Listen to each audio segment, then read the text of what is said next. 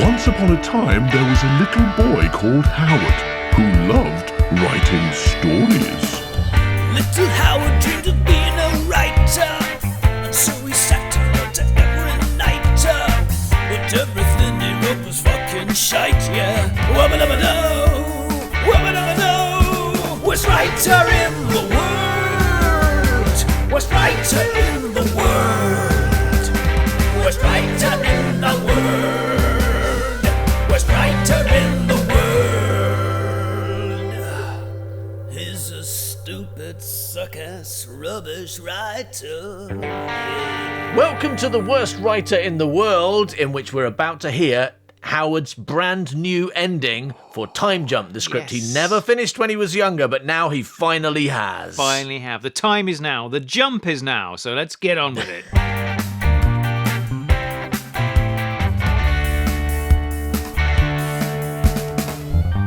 All right, so Howard, can you give us a quick recap on what has happened in the story so far, or at least what we need to know? You should be the expert at this point, because you must have read it and looked or listened to it or whatever many times to prepare the ending. I didn't read it. I definitely listened to it at least 3 times and then forgot about it immediately afterwards because I could never retain any of the stuff. Basically, what's happened is there's a guy called Jem Cadle. I remember him. And he's got a pregnant wife called Zippy or Zoe. And on a lovely outing to the British Museum, a ghoulish tramp attacks her and then steals something from the museum. And so Jem Cadle runs. Yeah, and Jem Cadle, and so an alarm goes, and Jem Cadle chases the tramp across the ghoul, across the roof of the British Museum. So much danger. To the gunshots. To the breaker's yard next door. To the breaker's yard next door, yes. And where the ghoul magically vanishes through time, probably. Who can say? But there's a younger ghoul that saves him, right? And a younger ghoul saves him, yeah. Because I was surprised when we were releasing these episodes to publicly. When that happened, I was like, "Why do I have zero memory of that happening?" So, a younger ghoul. I hope that's addressed in this ending because I'm very excited about that. I guess we'll find out. Anyway, then Jem Cadle goes, I don't know, for want of a better word, nanas, because he's like, oh. What's going on? What's going on? For want of a better word. Almost any word would have been better. Okay, he doesn't go nanas yet. What happens first is they have to take the bins out and his wife gets run over. Nanas. We're really engaging with ableism on this show. Yeah, we've learned that certain words are not okay. Yeah. Like, you don't say things like crazy or nuts anymore. So we're going with nanas. They didn't come for nanas yet. Because we just made it up recently. And so, so his wife Zoe, Zippy, is killed in a car crash by a car. She's not killed in a car crash by a dog. That would be more surprising. Yeah. So it's actually quite a harmless car crash, but then this dog attacked me out of nowhere. Oh, fucking dog! Yeah, okay, sorry. Yeah, no, it's a fair point. So he's really upset about that. His wife dying, yeah. His wife dying, and so he goes to work at the church with his mum, and a message is revealed on the wall which says, Jem Cadle, don't follow Tor Deville. And so he assumes that something weird's going on. Therefore he should. And therefore he definitely should. So he immediately starts following Tor Deville, right? That's his response to that. Yeah. Seems like the person who wrote this didn't really mean the don't part. And he manages to find Tor Deville through the phone book. Yes. And he goes to his house, Top Rack Mansion in Is that what it's called? Yeah, it's called Top Rack Mansion. Top Rack Mansion. Oh yeah, it's right in front of me. It is. Oh right, okay, yeah. And then and Deville like somehow knows Jem, but he's never met him. Yeah. He got a letter from himself from the past saying this guy's going to come, so you should totally murder him or whatever. Okay. Nobody knows what's going on. Time travel happens, and in the last page, Jem manages to escape using the time travel device. Oh yeah, because Deville tied him up in the basement or something, right? Yeah. But then he went round the side and went and rang the doorbell or something. Yeah, he rang the doorbell to save his own life. Because he time travelled. Because he time travelled very slowly. He did slow time travel instead of like fast jump time travel. Because in this one they walk through nexus points or something, right? They walk along they walk along the ley lines, and you can time travel slowly if you follow the ley lines. But if you can find the nexus points, then you can travel like really, really far. And Tor DeVille is desperate to find the nexus points, and he thinks Jem knows where the nexus points are. But Jem's like, "What you fucking talking about?" So I'm just noticing how many pages there are here. You've written 40 pages.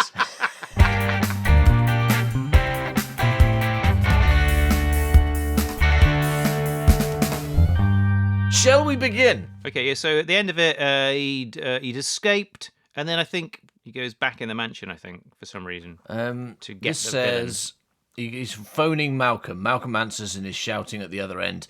Jem, calm down, please. Listen, I'm at Top Rack Mansion on the Bishop's Avenue.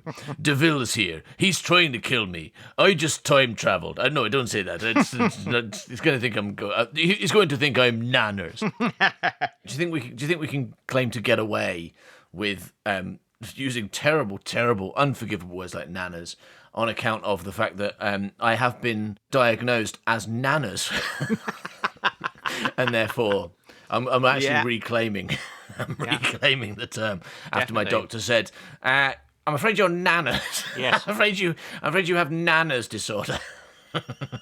Yeah, definitely. Cool. That's all right then. As long as everyone knows that, then we're not punching down. But like doing a kind of reverse self punch, and that's fine. It's all right. Nobody's listening anyway, and the ones that are, they're all fucking nanas, aren't they? So Too nanas to know what we're talking about. I mean, they actually are. But then I say me, but let's be honest and say you as well. Yeah. We're nanas people doing a public service for other nanas people. What's wrong with that? I mean, that's literally true. People write and tell us that all the time. They say, "I'm fucking They do. They do. Not they in don't these use that. words, but They they don't say that. They though, don't. do they? But to summarise in my own words, they write to us and say, "I'm fucking nanners." And when I'm feeling particularly nanners, well, I recently had a particularly nanners period of time, and your fucking nanners podcast helped me get through it. Yeah. So yeah, I mean, and a lot of people have written us that exact email with basically those words. They have, haven't they? They have. They and I'm have. really proud of that. That makes me really happy. Every time someone nanners writes to us and says, "I'm fucking nanners, thanks for helping me be more nanners," or whatever. Yeah. Don't say that, because the thing is, like, they never do anything we ask of them, but like you can guarantee that then they'll all start writing in and saying that. And I'll be really happy. That's really good. All right. Anyway, let's get on with it. Enough of this nanners conversation. Time jump, Act 2, Interior, Top Rack Mansion Lobby. I assume you want me to say it like that. You seem to have primed me to say it like that. Right? Yeah, I think that's how it's Top Rack. It's a real place. Is it? Yeah. I mean, Really? I've not been down the Bishop's Avenue for a while, but like I guess I used to travel down it, and there was a place called Top Rack Mansion. It looked really stupid. It was one of those places that like had huge Greek pillars and huge stone lions and things. And I just used to look at it and think, "Ooh, Who made that? yeah. What are you trying to say? Why do they call it Top Rack Mansion? How small? Look, I looked at all the big columns and I thought, how small are your penises? That's what I thought. Yeah. And why did you call your mansion like Fantastic Norks Mansion? Why is that? What's going on? What's going on with the all the columns and That's the amazing. Nork? Yeah, I didn't even thought of that. I always just thought of it as like a Had kind you of not? like no, I just thought of it like a clothing store, because I can imagine Top Shop and like and they have racks of clothes, and I always just thought Top Rack's a bit weird. Yeah. But yeah, I didn't even make the connection between like lovely boobs. Hi, that's a top rack you've got there, Yeah, mate. yeah. Oh, thanks, mate. That's really nice of you to say so. Welcome to lovely Boobs Mansion. Come inside. All right. Interior Top Rack Mansion Lobby. As Jem enters, he immediately finds a gun trained on him. Oh no. It is Tor DeVille. Who the fuck is DeVille? French. Okay. Well, DeVille says, excellent opening line, excellent first line in this new script. Well, here's an Audi do. Don't shoot, DeVille. Me colleagues are coming. Yeah. That is a cock-a-doodle-lie, and you know it, Mr. Man. DeVille shoots Jem. The end. Well, DeVille shoots Jem, who falls down dead. It's the next line. Right? So I think a lot of these pages you've included are actually blank. DeVille shoots Jem, who falls down dead. Brilliant. I don't And remember any DeVille of this. says,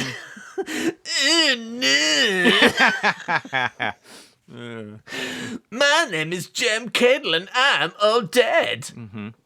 Good. DeVille is suddenly struck on the head from behind. He falls down unconscious. Oh, I looked forward and saw what you're doing with this falls down dead thing. I just noticed what film you're referencing. All right. So DeVille is suddenly struck on the head from behind. He falls down unconscious. Ooh. The instrument used to bonk him down is a big atlas with the title Time Travel Atlas on it. So we understand what it is. Good work.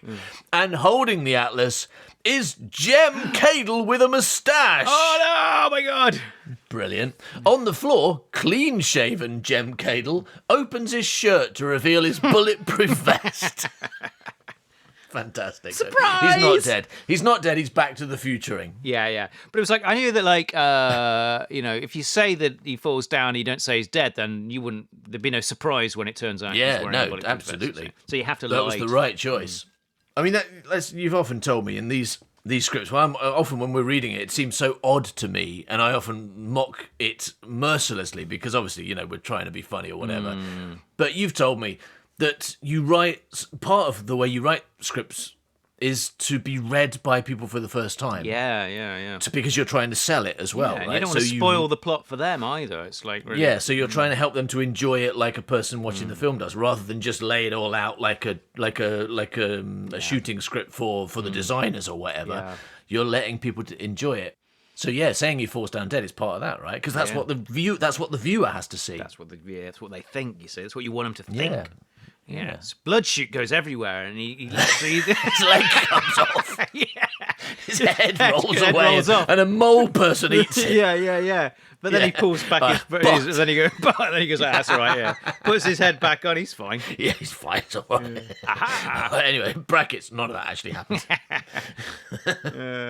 Anyway, he opens his shirt to reveal his bulletproof vest. I like the fact he does that, even though it says he looks up at himself. So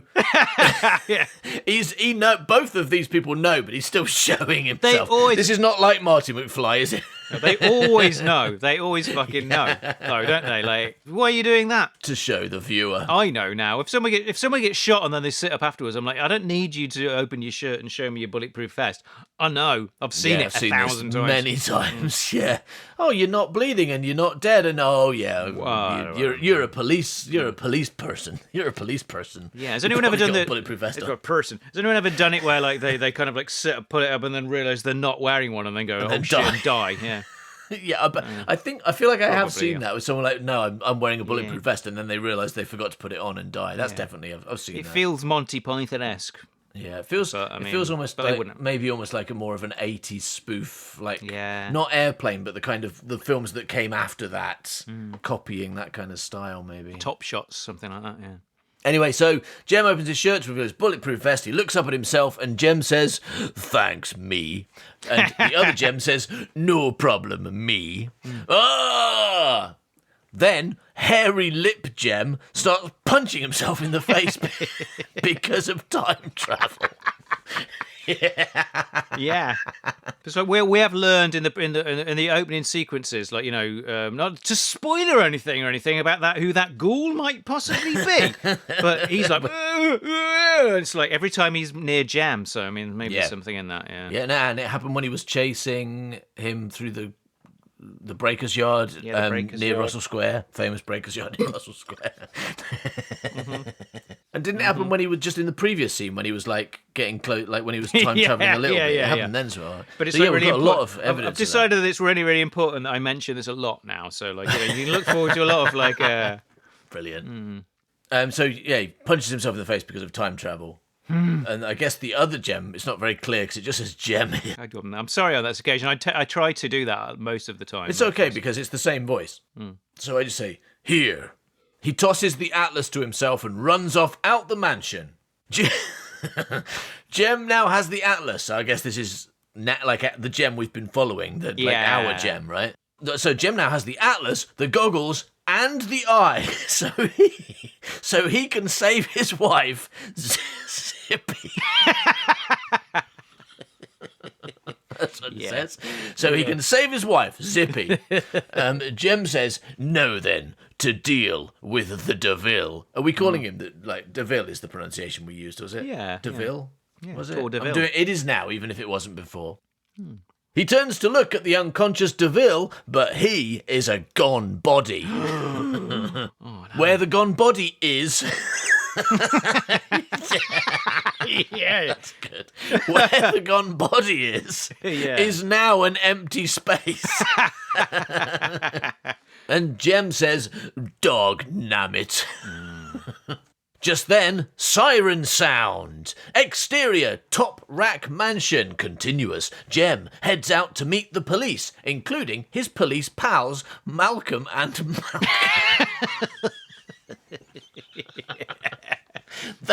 They are identical twins. Because that's what was missing from this one. No, I understand why you've done this now, because I just saw the next line. So Jem heads out to meet the police, including his police pals Malcolm and Malcolm. They are identical twins in every way, except one of them is from Birmingham, England, and the other is from Birmingham, Alabama, by way of New York. And that's why I did two different voices for them, because actually I was playing twins. I just didn't mention it. I expected you to be able to keep up with that kind of thing. It's a little twist. If you'd have been paying attention, you would have realised.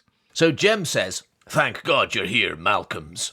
Tor has escaped, but he must be close by.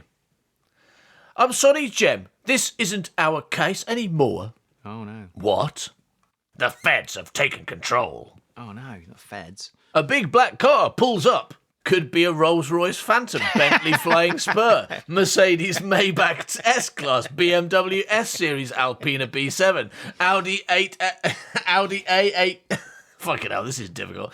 A8L Horch. I don't know how to pronounce half these words because they're car words. You don't need to Cadillac finish Escalade the sentence. ESV Platinum, Range Rover SV, you wrote it, Aston Martin DBX 707, Lamborghini Urus Performante, Porsche Panamera Turbo SE Hybrid, Maserati Quattroporte Trofeo, Lexus LS508, Jaguar XJ, Genesis G90, or Ferrari Puro Sangue. They're all superficial status symbols with little regard for environmental sustainability, safety, and more meaningful societal values. Yeah!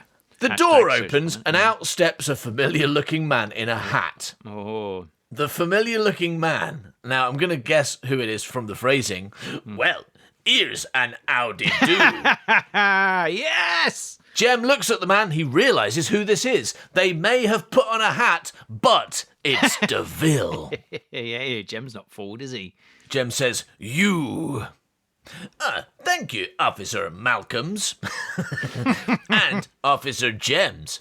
I'll take consignment of those normal items that are in no way connected to time travel now.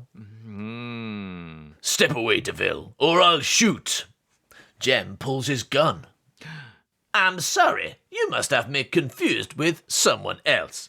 My name is Agent E-Travel. Okay. But you can call me Tim. Tim E-Travel. Jem cocks his gun. What are you doing, Jem? He's DeVille. No, he's not. This is Agent E-Travel. Officer Malcolms, please arrest this man. Jem moves to attack DeVille. Malcolm and Malcolm jump, regular jumping, to stop Jem. They fight. Other police help. Jem is cuffed. Okay, take him to the station.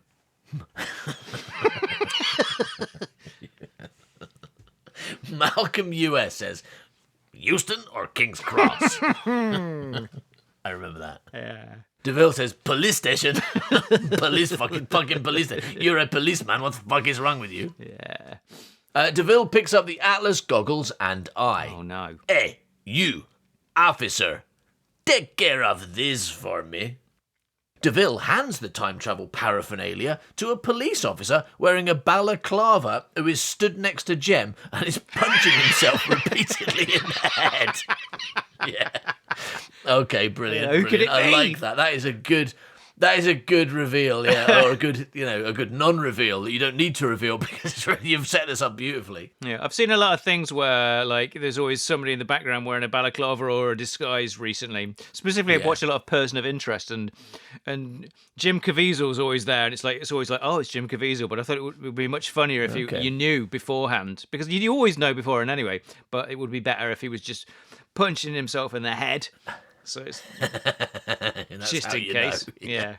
So DeVille hands the time travel paraphernalia to a police officer wearing a balaclava who is stood next to Jem and is punching himself repeatedly in the head. The punching balaclava officer takes the things and heads to the to the list of cars. I'm not going to read it again.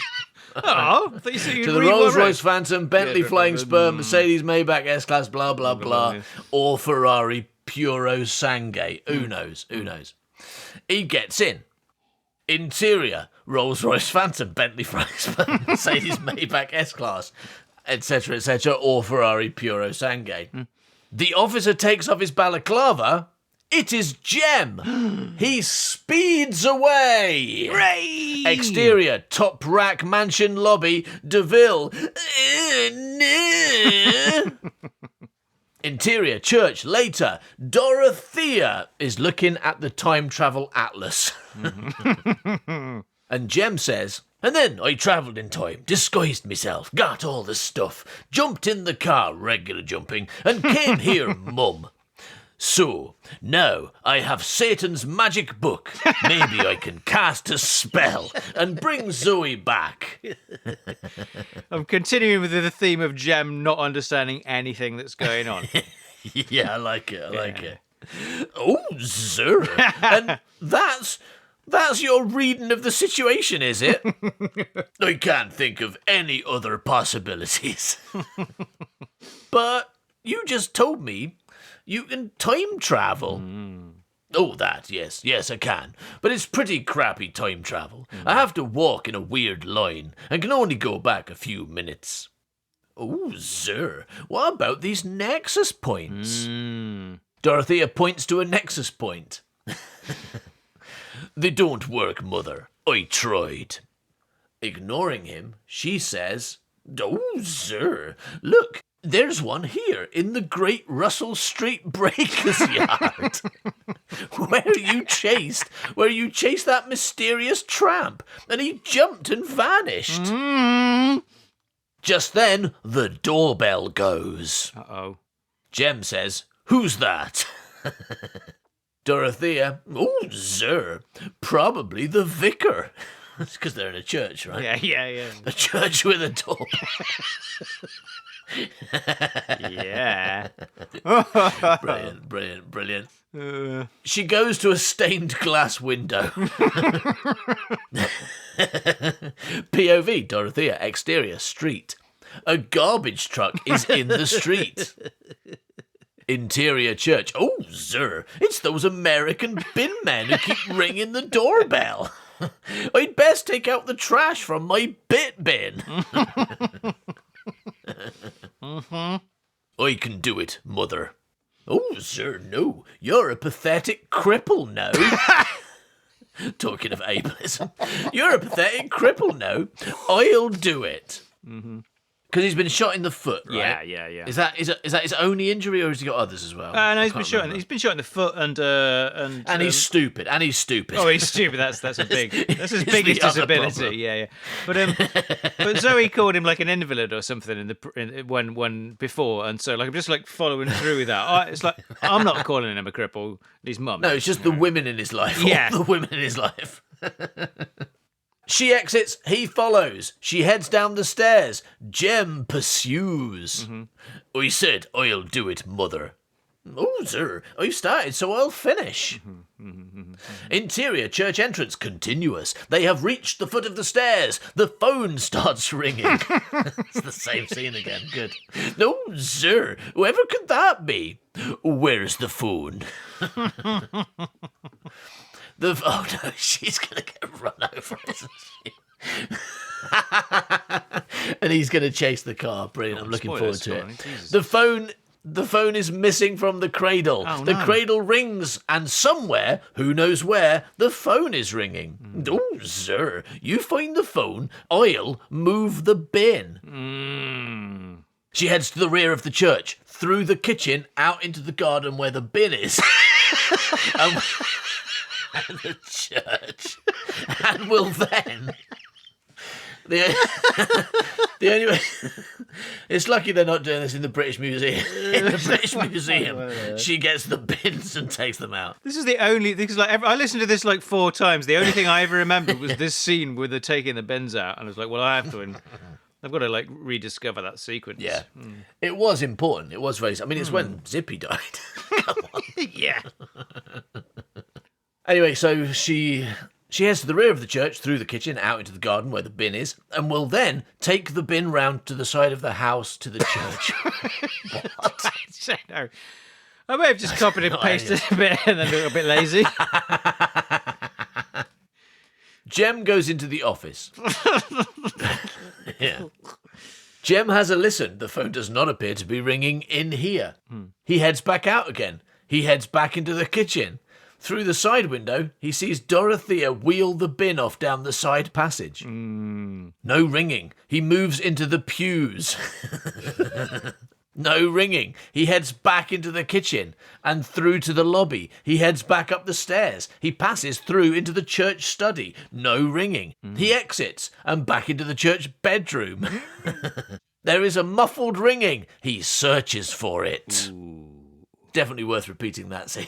Yeah. It was very tense and exciting the first time. And it's more tense and exciting now because we all know what's going to happen. Yeah. It's true. The first time, probably when you're watching it the first time, you're like, this is a very dull looking for a phone scene. But then it's like action and you know why it was there. But this time you know what's going to happen. Yeah, this is like a Pavlov dog kind of thing, isn't it? It's like, as soon as this starts happening, you're like, oh, my dog, can I have a sandwich?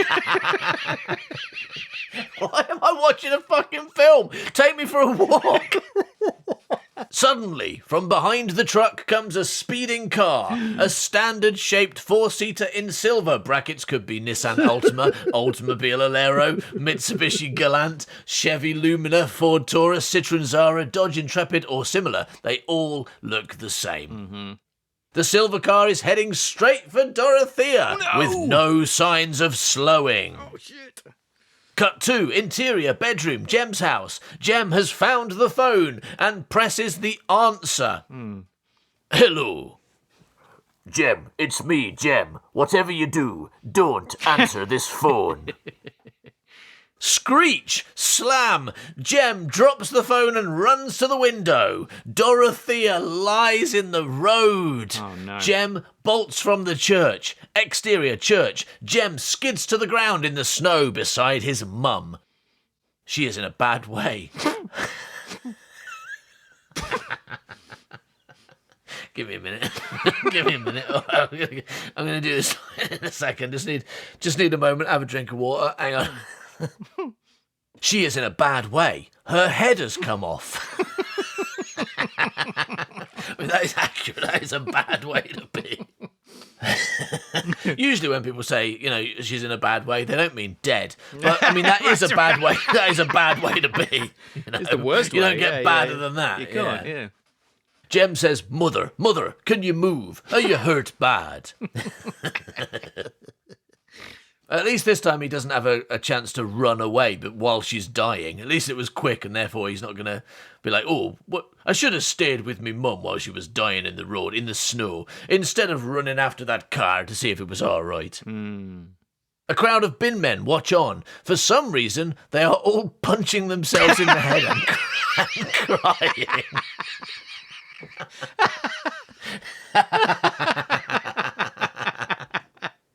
Brilliant. all of them. That's interesting. Up the street, the silver car tries to start, but fails. Jem turns. The engine of the silver car keeps turning over. I assume that should say silver. The engine of the silver car keeps turning over. But then, Jem remembers what happened last time he chased a car. So doesn't go after the car, but instead stays and tries to save the life of his decapitated mum. He checks her pulse, listens to her heart, tries mouth to mouth, pump, mouth, pump, mouth. Come on, come on, come on.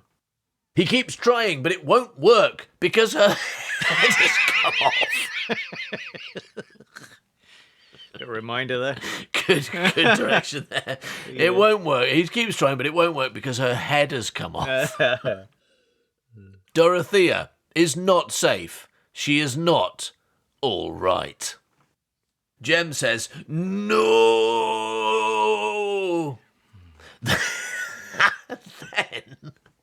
Then Dorothea's force ghost stands over him.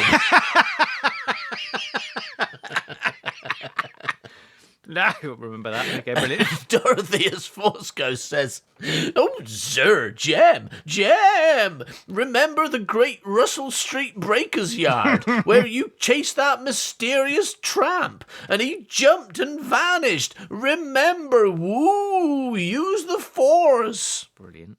And she is gone. Jem thinking with mind. Jumping tramp. Of course. Cut to exterior Breakers Yard. Jem stands atop a pile of cars. Ooh. Could be Nissan Altima, Oldsmobile Alero, Mitsubishi Galant, Chevy Lumina, Ford Taurus, Citroen Zara, Dodge Intrepid, or similar. They all look the same. Joke that keeps on giving. He looks down at the ground far below. Looks normal. Checking the atlas, he then puts on the goggles, and looking through the eye, he looks down again. This time, he sees a swirling time vortex.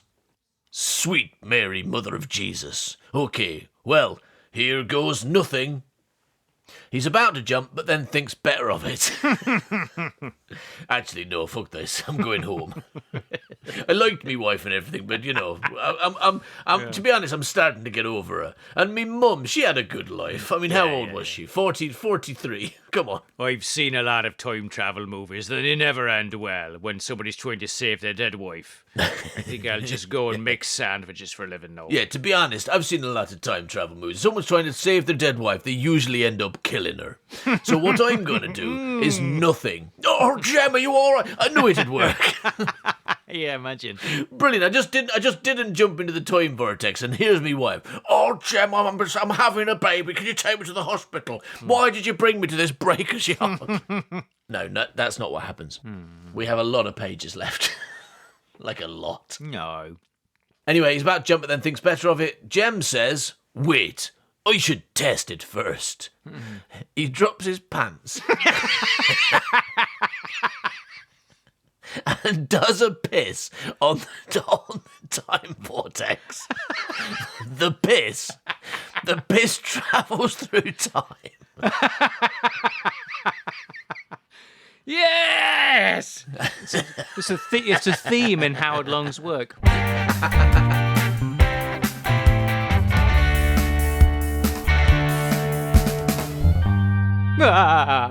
Boo! Boo, I'm so sad. Boo! Why are you sad, Howard? Somebody's killed Gret Binchley. Oh, wow. Well, I'll tell you what. Yeah. That deserves a whole book written about it. Does? Preferably a book called Who Killed Gret Binchley? Oh. Where could I get that? Oh, you can get it immediately right now. You can just head over to manbycow.com or to Patreon and just Buy the shit out of that fucker. How fantastic. All right. So if I go to patreon.com/manbycow/collections, for example, could I buy that immediately for just $10 or equivalent price in your currency? You certainly may, and with no commitments. Fantastic. And tell me one more thing. Does this book at any point refer back to the famous Howard Long story from Worst Writer in the World, Nut Planet? Does it include a major storyline involving the nuts from Nut Planet? Because that's what I've ever since I listened to that short story in which baby Warnut may look nice but he is not, right? That amazing story. Ever since I listened to that story, I have been jonesing for some kind of sequel or follow-up to find out what could possibly have happened to those nuts on Nut Planet. Do they appear in Who Killed Greg Minsleaf? They are an integral part. I would say it's like pretty much 99% all about those nuts. That's a lie. Right, it's not that much. Don't worry, it's not that much. But they are in it. They are in it. Look out for Captain Magnifinut. The major character. All right, brilliant. Well, for now, shall we get back to this very entertaining bit of writing by Howard that unfortunately does not contain any visits to Nut Planet. Yeah, let's do it.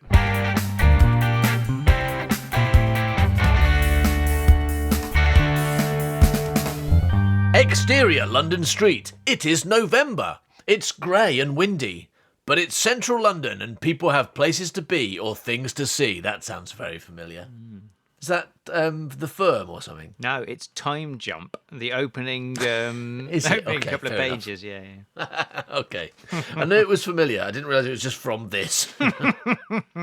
The ghoul is walking along spookily when suddenly there is a flash of time lightning and piss starts raining down on top of everyone, including the ghoul. The character name for the next line is Ghoul, aka Gem. Spoilers. Oh no! Dog nammit. I was just on my way to the British Museum. Now I smell of piss. Now I smell of piss. Cover that one. Yeah, That's why he stinks. Setting up the beginning. Say Nice it. one. You thought he was a disgusting piss-smelling tramp, but actually he's a time traveller who accidentally pissed on himself while testing out a time vortex. Yeah. Who knew? Who could have foreseen that? No one. That's the. I don't think I would have guessed that. I don't think if you'd have asked me, why does that ghoul smell of piss in Yeah. the opening sequence? I don't think I would have guessed this. I've had a lot of training in explaining why things are things from when we did chickens, when there was that head in that in that in the crisp packets. So when I read Time Yep. Jump, I was like, I need to explain why this guy smells of piss. Yeah, and you've also had a lot of practice of explaining why things smell of piss from ginger bee sting. Yeah. It's like my two most. So these wonderful- two things working together. Exterior Breaker's Yard. Jem watches his piss vanish through time. Ooh. He zips up and heroically says, "I'm coming for you, Mum." He thinks. And Zoe. In fact, mostly Zoe. Mum was old and had a degenerative brain disease. Yeah, that's what that's what we've all been waiting for. But Howard, in this script, which of the characters has the degenerative brain? Is it Jem? It seems like it's Jem. No, it's his mum. But then it's hereditary, right? So. Mum was old and had a degenerative brain disease. If anything, being run over and having her head come off was a kindness. Yeah. Jem is about to jump again, but has a thought. Ooh. Wait, I need some armour. Jem looks around, but there is no armour. All he can see, as far as his eyes can see, is a load of silver grey clone cars. Suddenly, his eyes light up and he goes, "Aha!"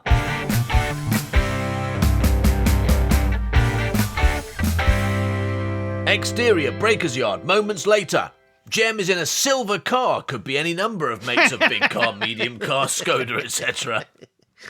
Jem starts the engine, crosses his fingers, and then drives off the car pile. Once again, denying the audience what they signed up for. It's not called Falling Time Car, Howard. Yeah. The silver car falls through the time vortex and vanishes. Smash cut to exterior, breaker's yard, the past. The airbag inflates and breaks Jem's nose with a ghoulish cracking sound, but he is alive. The car is still running. Outside, it has snowed. A kid says, let's have a snowman building competition. I reckon we could do 1 million. Unfortunately, a car falls on him and he only managed to do 50. 50, yeah.